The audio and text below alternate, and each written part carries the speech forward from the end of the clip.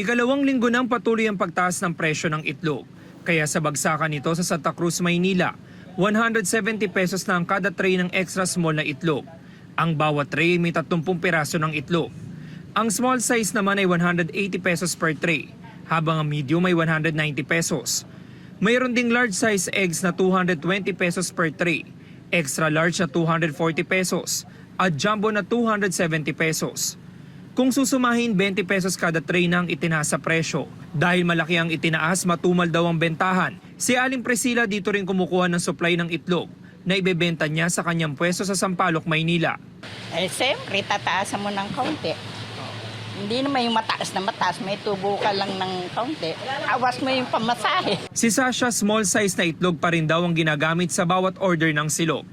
Di ganun pa rin, kada tumaas kami na lang mag-a-adjust. May dito lang namin, mababawasan ang kita namin.